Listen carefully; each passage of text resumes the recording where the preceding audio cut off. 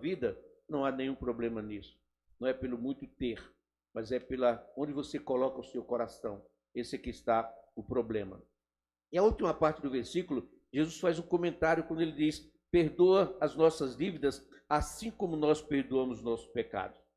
Ou seja, nós precisamos estar conscientes de que nós somos perdoadores. Nós precisamos estar conscientes de que, ao orar o Pai Nosso, eu não estou abrigando ódio no meu coração contra alguém. Eu não estou deixando de perdoar o que alguém me fez. Eu estou guardando rancor por aquele que me fez algo que me ofendeu. Eu preciso ter cuidado, porque eu estou dizendo: perdoa-me como eu perdoo.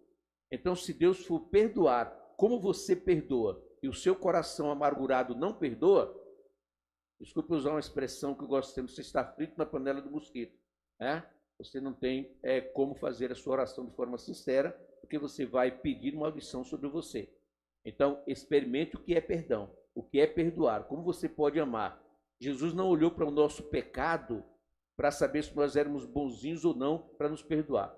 Ele nos perdoou como éramos, miseráveis, pecadores, como diz Paulo escrevendo aos Efésios, mortos em delírio de pecados.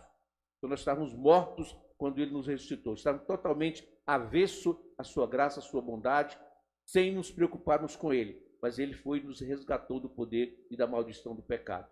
Então precisamos entender que, se eu quero o perdão do Senhor, eu preciso primeiramente perdoar. E Jesus faz um comentário quando ele diz que se você não perdoar os pecados, então o Pai do céu também não lhes perdoará o pecado. Então, feito essa análise rápida aqui sobre o Pai Nosso, então só para dizer que nós estamos exatamente trabalhando na oração do Pai Nosso e buscando esses princípios que dirigem a nossa família, que dirigem a nossa vida. Lembrando que a oração ela faz parte do discipulado, ela faz parte do discípulo, do aprendizado. Discípulo que não ora não aprende.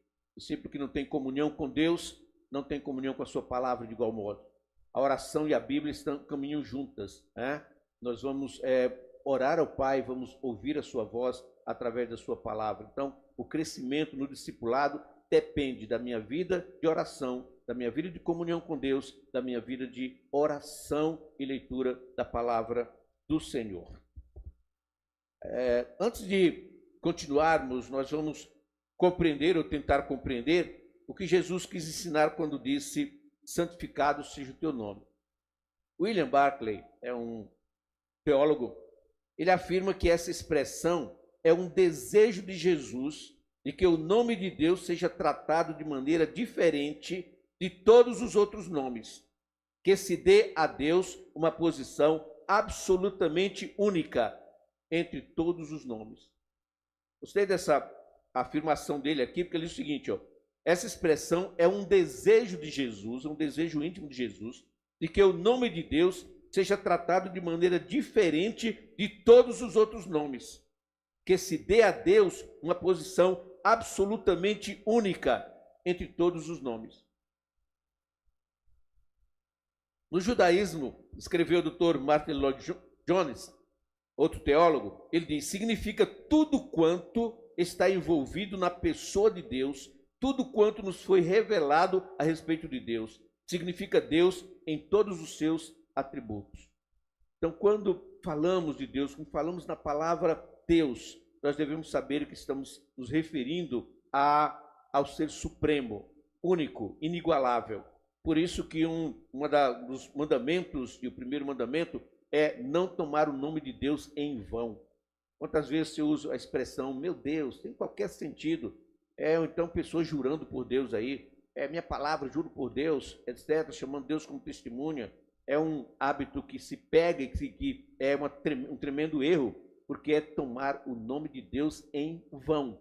Você usa de maneira que não precisa. O nome de Deus é para ser usado quando você está com Ele com sinceridade de coração, quando você está clamando a Ele, quando está buscando a intimidade com Ele, quando está buscando a comunhão com Ele. Aí sim você usa o seu nome, reverencia. Mas por qualquer bobagem você está usando o nome de Deus, isso é pecado na sua vida e tenha cuidado com isso. No Velho Testamento, vemos uma demonstração clara de se evitar o nome de Deus, o respeito usando mais, no caso, Yahvé em lugar de Yahvé, usar o teu nome. Mas havia outra também, e entre os judeus, por exemplo, os rabinos, escritores, eles, ao tempo em que estavam escrevendo algo, quando iam escrever o nome de Deus, eles lavavam a pena, tá, com todo cuidado para voltar a molhar na tinta para escrever o nome de Deus. Era a reverência que tinham ao nome sagrado. Quando Jesus ensinou que devemos orar, santificado seja o teu nome, ele desejou ensinar que devemos todos os dias, em nossas vidas, reverenciar, considerar santo o nome de Deus e glorificá-lo em toda a nossa vida. Então veja bem que o desejo de Jesus ao dizer santificado o teu nome não é uma repetição de uma reza, não é simplesmente você repetir isso sem saber o que está fazendo, mas é você saber que cada vez que você está santificando o nome de Deus, você está desejando reverenciar, considerar santo, glorificar o nome de Deus. Ou seja, precisa haver sinceridade. Ainda o Dr. Martin Lloyd Jones, ele afirma, esse é o significado dessa primeira petição. Ela aponta para um ardente desejo de que o mundo inteiro se prostre diante de Deus, em adoração à sua pessoa, em reverência, em louvor, em honra prestada e em ação de graças. Nós vamos tentar trazer esse contexto familiar. Em primeiro lugar, esse ponto, na família, a expressão santificado seja o teu nome se realiza quando há uma verdadeira adoração ao nome de Deus. Quero repetir, e você gravar bem essa frase, deixa ela atrás. Na família, a expressão santificado seja o teu nome se realiza, se concretiza, quando há uma verdadeira adoração ao nome de Deus. Ou seja, se você não adora a Deus com sinceridade de coração, com reverência, com dignidade, você não está santificando o nome do Senhor. Você não está reverenciando o nome de Deus. Então é necessário que haja esta verdadeira adoração.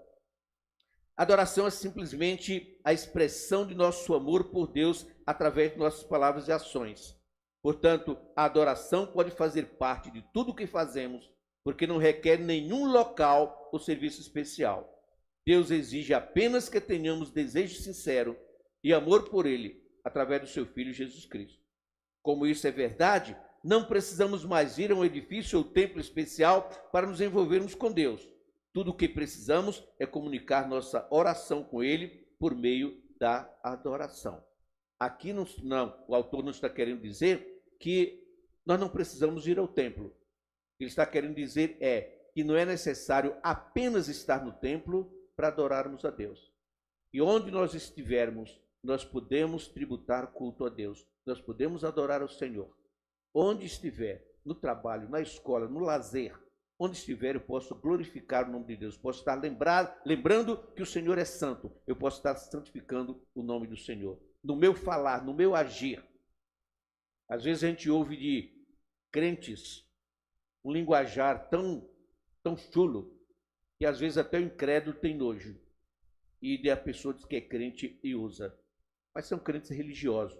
Crentes que não têm experiência de adoração a Deus. Crentes que não têm experiência de comunhão com Deus. E que usam sua boca muitas vezes até mesmo para blasfemar de Deus.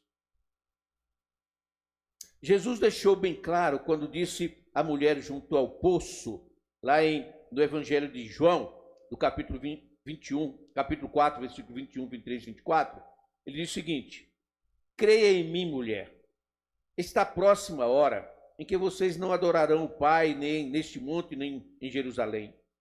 No entanto, está chegando a hora, e de fato já chegou, em que os verdadeiros adoradores adorarão o Pai em espírito e em verdade.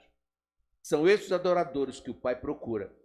Deus é espírito, e é necessário que os seus adoradores o adorem em espírito e em verdade. A mulher samaritana estava no poço. Jesus chega e pede água. Começa um diálogo. E esse diálogo vai levar até o ponto da adoração, e ela diz: não, nós aprendemos dos nossos pais que é no monte que se adora. Ele diz: olha, vai chegar a hora, e já chegou, em que os adoradores adoram em espírito e em verdade. Ou seja, onde eu estiver, eu sou templo do Espírito Santo. Eu posso estar adorando ao Senhor, onde eu estiver. Não preciso ir ao monte, não impede que eu vá. Posso ir ao monte e orar? Sim, posso ir a qualquer lugar. Eu não posso ir ao monte como um lugar que seja sagrado, como sendo o lugar que eu vou receber a bênção. Porque Deus não instituiu esse lugar próprio para só ali receber a bênção. Mas eu posso ir orar no montezinho, por que não? Eu posso ir orar no vale, por que não? Eu posso entrar no meu quarto, orar secretamente. Eu posso orar com minha família. Eu posso orar com um amigo no trabalho. Eu posso orar com qualquer um. Às 18 horas nós estamos tendo esse horário de oração. Não sei quantos irmãos estão com o seu relógio, seguindo a sugestão do pastor, e estão fazendo essa corrente de oração às 18 horas. Eu sei de alguns que estão fazendo. Mas onde eu estiver, por exemplo, se eu tiver oportunidade, eu oro com a pessoa que está comigo, seja ela crente ou não. Eu oro. Cadê? Eu estava na academia. Estava lá, chegou o momento de orar. Tinha uma pessoa ao meu lado. Aí eu também quer orar comigo aqui. Fui lá e fiz uma oração pela pessoa. Eu posso orar, posso fazer isso em qualquer lugar. Deus me dá essa plena liberdade de assim fazer. Como podemos fazer do nosso lar um lugar de adoração? Vamos ver aí.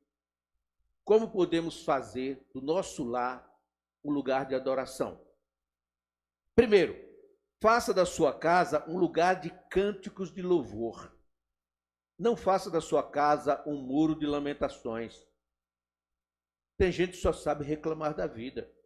Tem gente que só sabe reclamar de A, de B, de C, etc. Tem gente que não consegue olhar para cima, só olha para baixo, quando Paulo diz, fixando o olhar em Jesus, autor e consumador da fé. Faz da sua casa um lar de lamentação. Faça da sua casa um lugar de louvor, de adoração. Cante, ouça hinos de louvor. Cante com a sua família. Louve ao Senhor. Tem um cântico, a cantora Lauriette diz, tá triste, louve, tá cansado, louve, tá correndo, louve, quer dizer, em qualquer circunstância, louve. Louve ao Senhor. Agradeça ao Senhor por tudo. Seja o que for, agradeça. Seja qual for a queda que você pegou, agradeça. Ah, pastor, mas eu caí, me machuquei, mas não morreu. E se eu morrer? Foi para o céu, se você é crente, então agradeça. De qualquer maneira, não tem questão nenhuma. Agradeça. Louve ao Senhor. Veja só. Falando entre si, diz o apóstolo Paulo escrevendo aos Efésios, falando entre si com salmos, hinos e cantos espirituais, cantando e louvando de coração ao Senhor, dando graças constantemente a Deus Pai por todas as coisas, em nome do Senhor Jesus. Escrevendo aos Filipenses, Paulo diz, alegrem-se no Senhor. Outra vez digo, alegrem-se. Ah, Paulo, mas a situação está difícil, está feia a coisa. Alegre-se no Senhor. Ué, mas está faltando dinheiro. Alegre-se no Senhor. Mas está pessoal doente em casa. Agradeça o Senhor, louve ao Senhor. Alegre-se no Senhor. O profeta diz que a alegria no Senhor é a nossa força. É o que nos fortalece. Sorria, Jesus te ama. Não é só uma frase solta no ar, não. Sorria sempre mesmo. Jesus te ama verdadeiramente. Ele quer a tua alegria, o teu gozo. Então para de choro, para de reclamação. Faça da sua casa um lugar de cântico de louvor. Tenha momentos de adoração a Deus como família. Tenha momentos para ler a palavra de Deus. Tenha momentos para orar.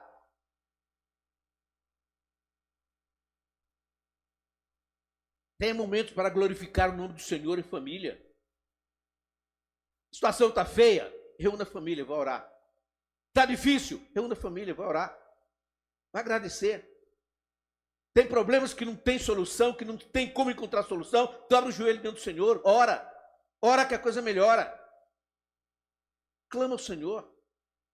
Para de reclamar da vida, para de reclamar da vida.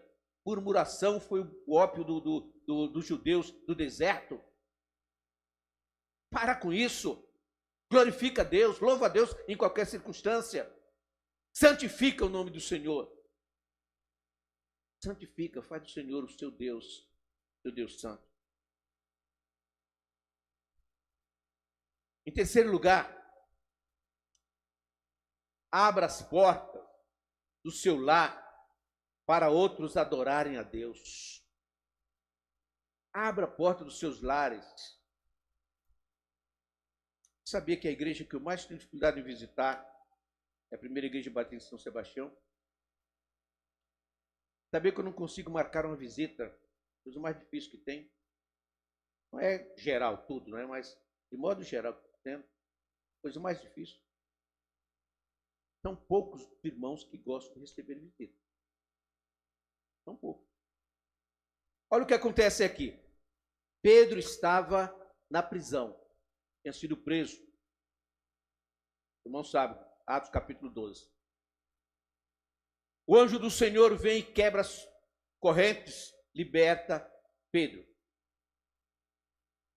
Pedro se dá conta de que está livre e vai para a casa de Maria, mãe de João, também chamado Marcos, onde muita gente se havia reunido e estava orando.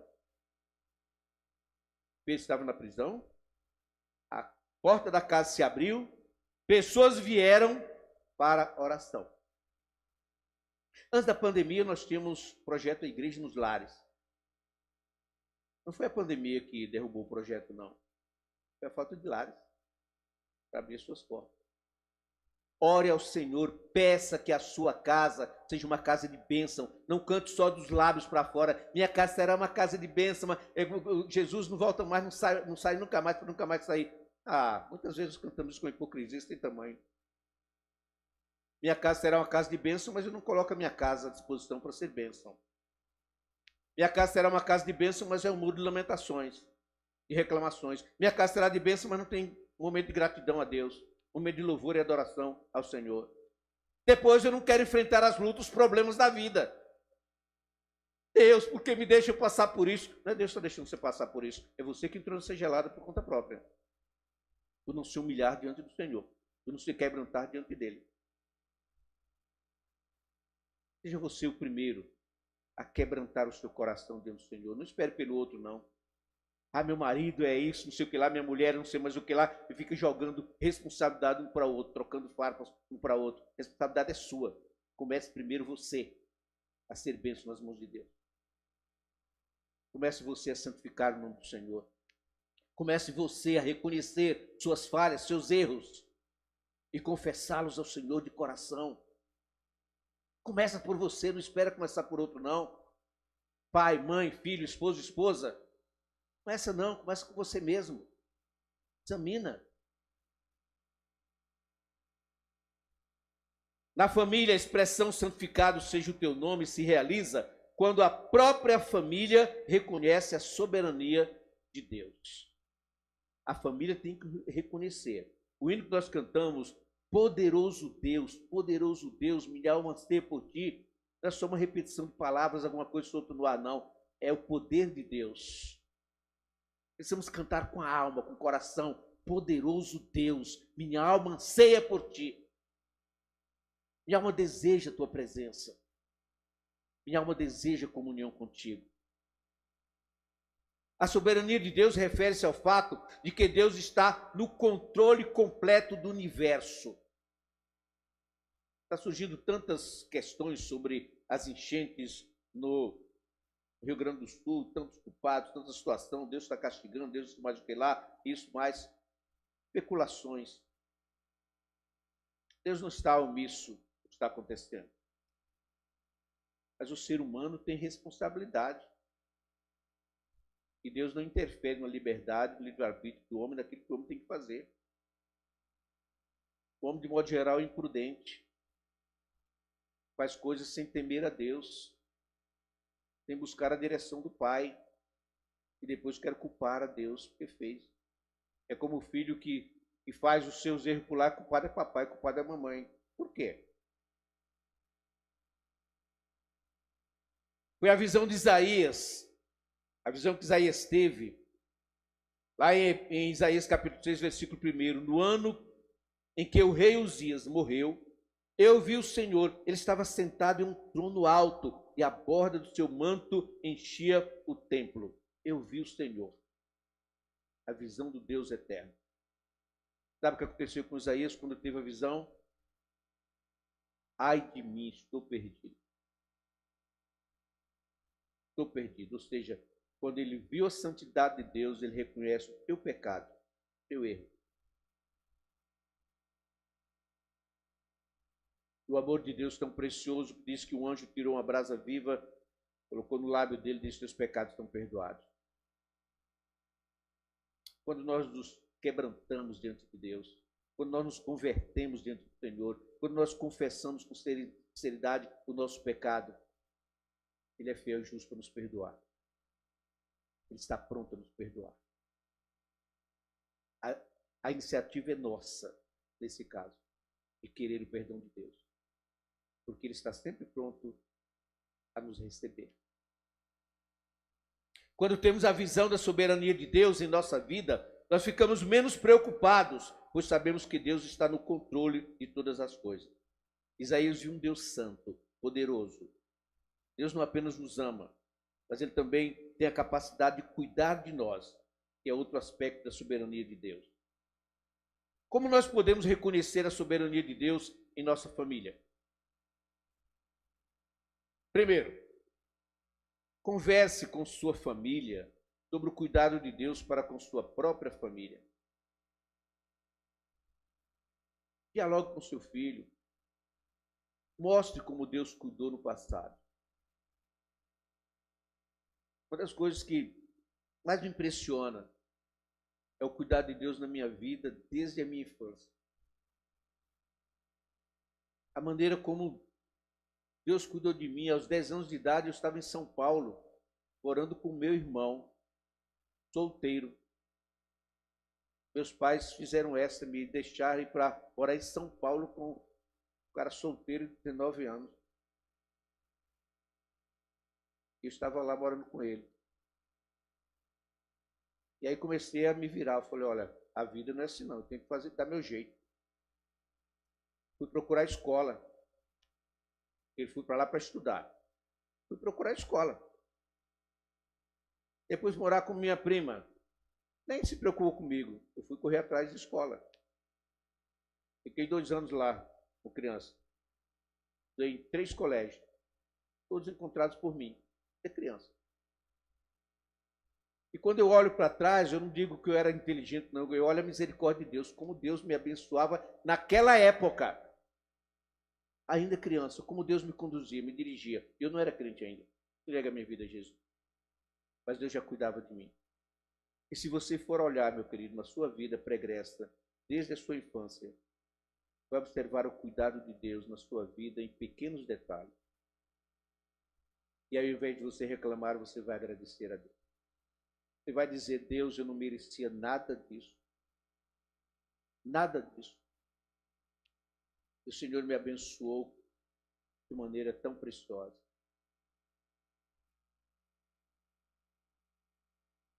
Portanto, eu lhes digo, não se preocupem com suas próprias vidas, quanto ao que comer ou beber, nem com seus próprios corpos, quanto ao que vestir. Não é a vida mais importante do que a comida, e o corpo mais importante do que a roupa. Observem as aves do céu. Não semeiam, não colhem, nem armazenam em celeiros, contudo o Pai Celestial as alimenta. Não tem vocês muito mais valor do que elas? Se Deus cuida da natureza, cuida de tudo, não cuida de mim, não cuida de você? Creia que Deus tem o melhor para a sua família. Os meus textos prediletos da palavra de Deus: sabemos que Deus age em todas as coisas para o bem daqueles que o amam, dos que foram chamados de acordo com o seu propósito. Preste atenção, meus queridos, nesse versículo. Sabemos que Deus age, o agir de Deus, para o bem daqueles que o amam. Você ama a Deus? Então todas as coisas vão contribuir para o seu bem, pela sua gratidão, pelo seu temor a Deus, pelo seu amor ao Senhor. Ele vai fazer com que as coisas, mesmo ruins, elas se transformem em bênção na sua vida, em experiências, em maturidade na sua vida física, na sua vida material, principalmente na sua vida espiritual. Reafirme aos seus familiares que Deus está dirigindo a história de sua família. Reafirme aos seus familiares. Deus está dirigindo. Pois no dia da adversidade, ele me guardará, protegido em sua habitação. No seu tabernáculo me esconderá e me porá em segurança sobre o rochedo. Creia nisso. Creia na palavra de Deus. Deus está realmente interessado em abençoar a sua família, em guardar a sua família em segurança. As tempestades que surgem, os problemas que surgem, é para fortalecer a nossa fé. Quando eu vinha para a igreja, eu vinha cantando aquele cântico, cada vez que a minha fé é provada, Deus me dá a chance de crescer um pouco mais. Veja a letra desse hino, como ela é forte. Cada vez que a minha fé é provada, é uma oportunidade que eu tenho, Deus me dá para fortalecer a minha fé, para crer mais no seu poder e graça, na sua misericórdia. Em terceiro lugar, na família, a expressão santificado seja o teu nome se realiza quando buscamos a santidade no lar. Isaías, depois de ter a visão da soberania de Deus, teve a visão da santidade de Deus quando disse: Santo, Santo é o Senhor dos Exércitos. Quando temos a visão da santidade de Deus, nós somos impelidos a viver a santidade em nossa vida e em nossa família. Como podemos viver a santidade na família? Primeiro, só viveremos a santidade no lar quando cada membro da família tiver essa visão da soberania e da santidade de Deus. Grave isso aí que é importante. Quando cada marido, cada esposa, cada filho viver essa experiência, a santidade no lar será uma realidade. Cada membro vivendo a proximidade com a palavra. D.L. Moody afirmou: ou esse livro me afasta do pecado, ou o pecado me afastará desse livro. Cuidado com a sua brasa, meu querido, minha querida. Não deixe apagar. Não vacile na sua fé. Não vacile na sua comunhão com Deus. O diabo, nosso adversário, está em derredor, bramando como leão, buscando a quem tragar. Cuidado, família. Cuidado, esposo e esposa. Cuidado, pai e mãe. Cuidado, filho. Ou este livro me afasta do pecado, ou a Bíblia me afasta do pecado, ou o pecado vai me afastar da Bíblia.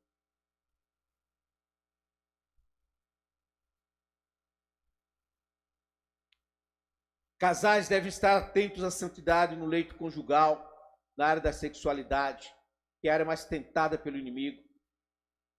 Haja cuidado, haja zelo, haja atenção.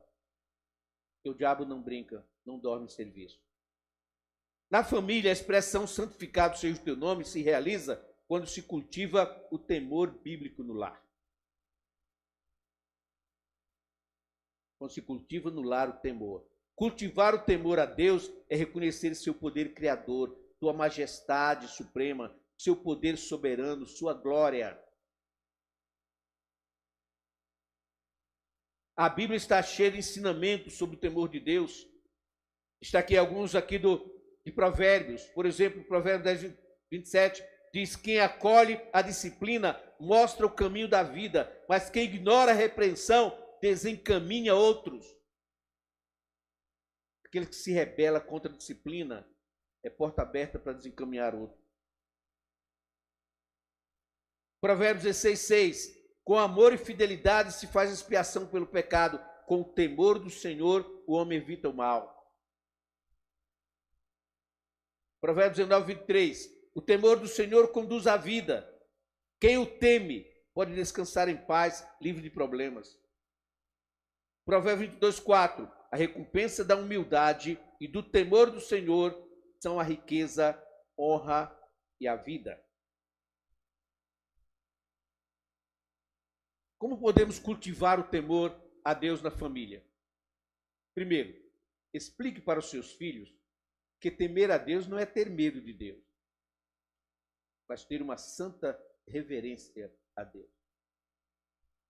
Temor, nesse caso, não é medo, é reverência, é submissão, é humildade diante do Senhor. Aproveite o cotidiano para reafirmar a grandiosidade de Deus na natureza.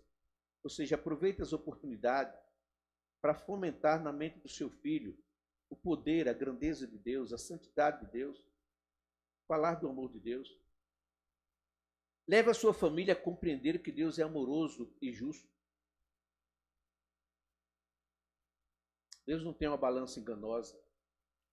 A balança de Deus é justa.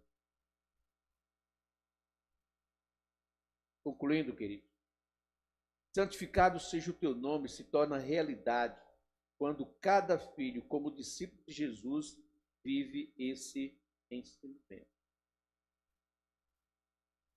Santificado seja o teu nome, se torna realidade quando cada membro da família, como discípulo de Jesus, procura viver esse ensinamento. Vamos em família viver no temor a Deus, reconhecer a sua bondade, sua soberania, sua glória e poder. Vamos santificar o nome do Senhor, todo o nosso viver. Vamos verdadeiramente viver para a glória de Deus. O mundo nada oferece, querido. O mundo é enganoso, ilusório. O diabo quer nos enganar de todas as formas. Quer nos seduzir de todas as formas. Sejamos firmes e inabaláveis na nossa fé, nossa atividade com Deus, nosso propósito de amá-lo cada vez mais. Seja verdadeiramente a sua família, a sua casa, uma casa de bênção. O Senhor reside, onde Ele está presente, onde Ele é o mestre a ensinar a cada momento. Deixe Jesus, o Senhor, na sua vida. Fique em pé, vamos orar ao Senhor. Por sua família, pela minha família. Vamos agradecer a Deus o privilégio de conhecermos a sua palavra.